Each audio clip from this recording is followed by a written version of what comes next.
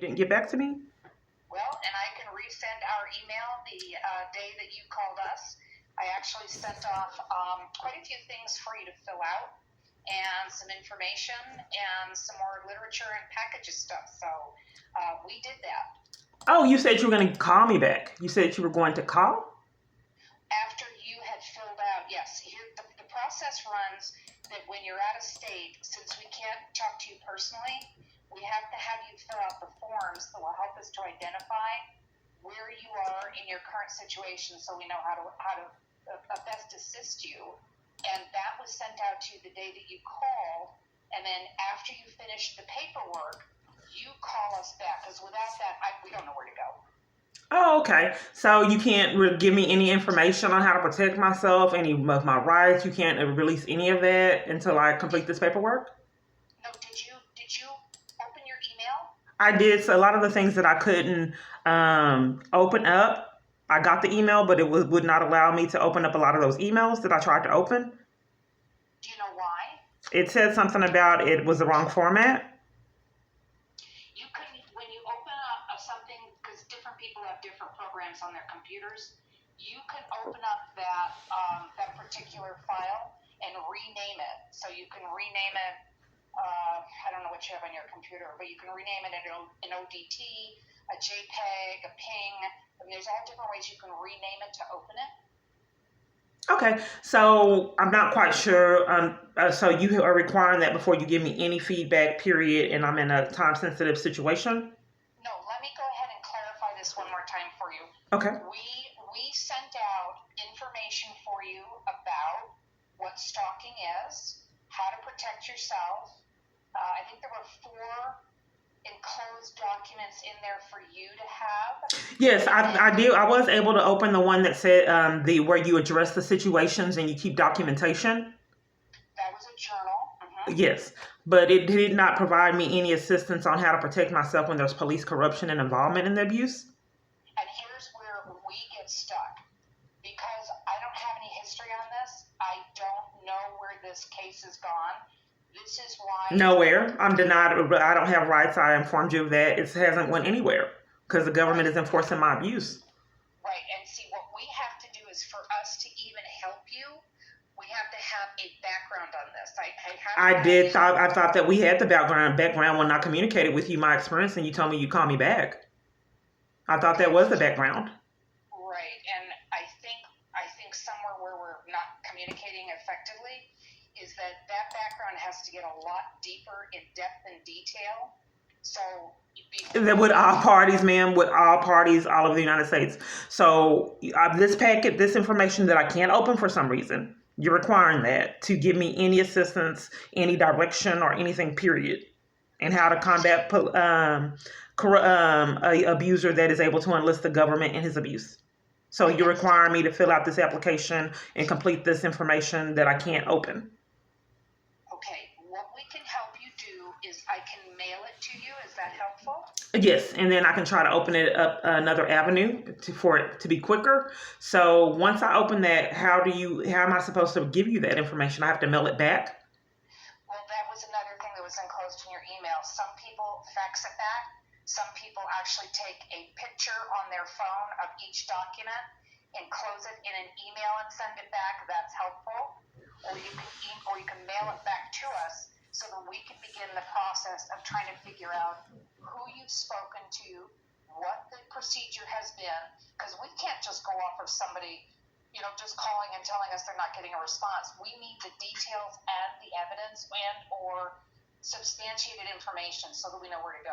Does that make sense to you? No, because I'm not quite sure why a woman, you help people in domestic violence and you're unwilling to set up a safety plan or any avenues for me to protect myself right now in a crisis.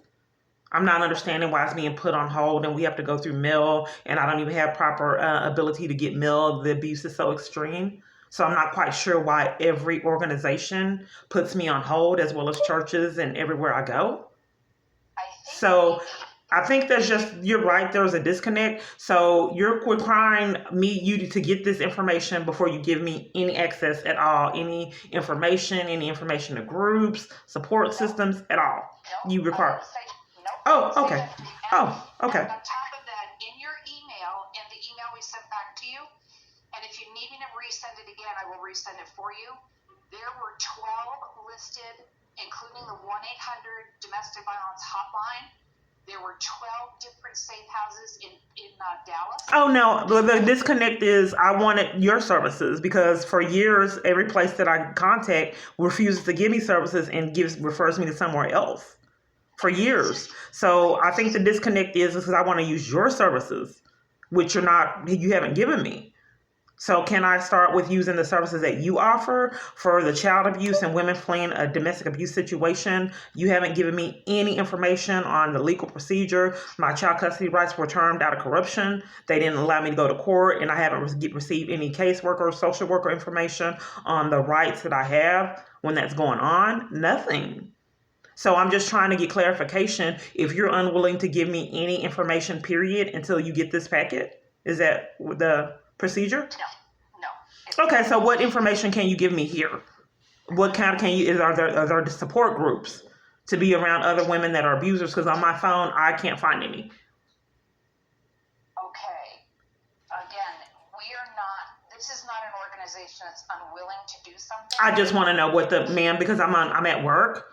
We still haven't addressed what you're willing to do at this point, period. I can resend the email I sent to you with the resources. That is for another location, ma'am. We haven't addressed what you're willing to do there. Are you in Dallas?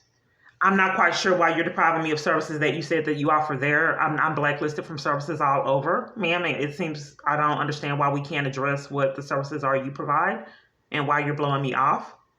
No. Okay, well then what are the services that you provide, ma'am?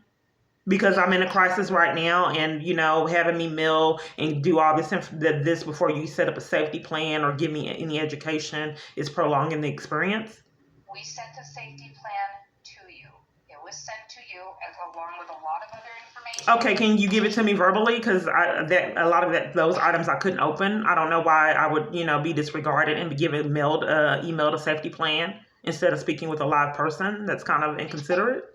This is not complicated because we don't have a history for you that is detailed. We did have a history, ma'am. I talked to you for a very long time and you told me you'd call me back. This has been going on years, ma'am. And instead I got that email with things that I can't open.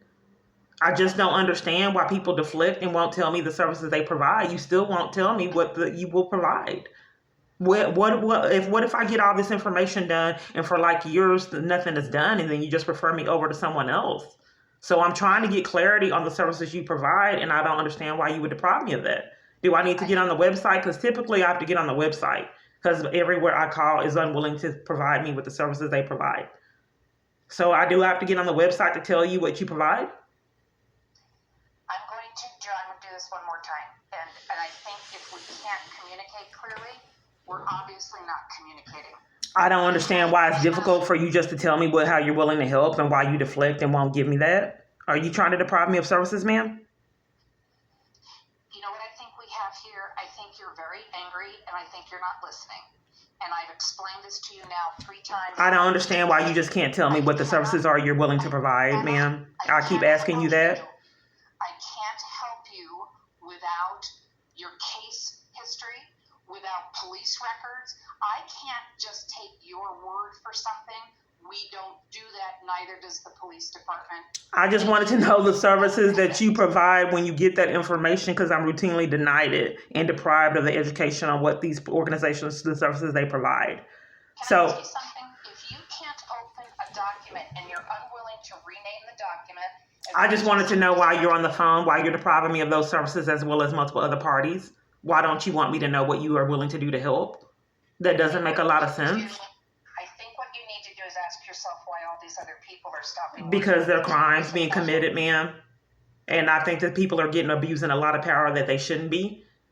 Okay. Well, let's do this. I'm going to go ahead and let you go back to wherever you're from Dallas. You don't need our help. You're looking for an argument, and I can't help you with that, and I'm so sorry. I wish you luck. Okay, so you're denying me the right to know what the services that you're willing to provide?